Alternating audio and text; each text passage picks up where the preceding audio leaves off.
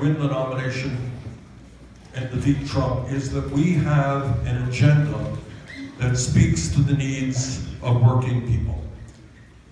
One of the political crises facing our country is there are people in this state, people in my state of Vermont, people all over this country who are feeling ignored by the political establishment, ignored by the media.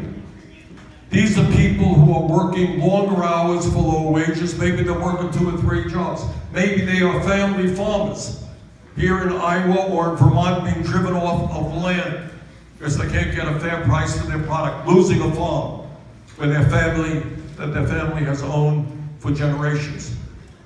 Maybe those are parents who are heartbroken that they cannot afford to send their kids to college. Or people today who cannot walk into a doctor's office when they are sick because they cannot afford the cost of health care.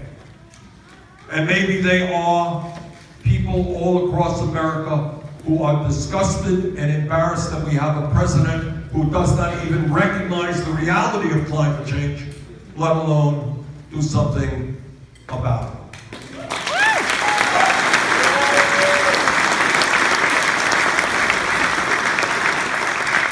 So what we are saying unabashedly, unapologetically, is yes, our administration will be an administration of the working class of this country. That's where I come from. That's who I am.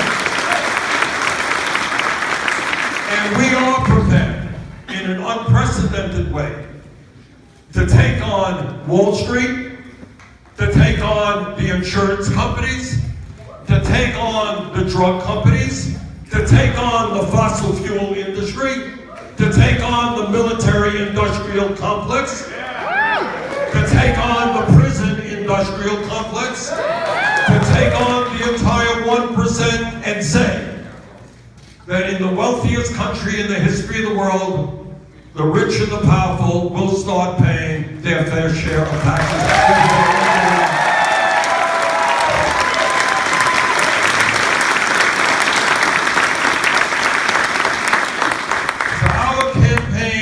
Is obviously about beating Trump, but it is more than beating Trump. It is creating a kind of movement which has the power to stand up to the corporate greed and corruption which exists today. And what that agenda says is that if you work 40 hours a week in the United States, you should not be living in poverty. That we're going to raise the minimum wage to 15 bucks an hour. What that agenda says is if you are a woman, you should not make 79 cents on the dollar compared to men. You deserve the whole damn dollar.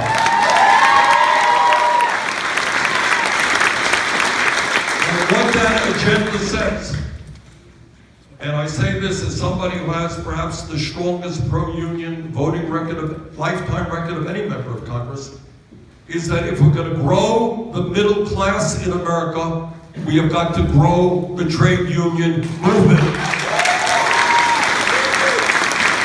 Make it easier for workers to join unions and get the decent wages and benefits that they are entitled to.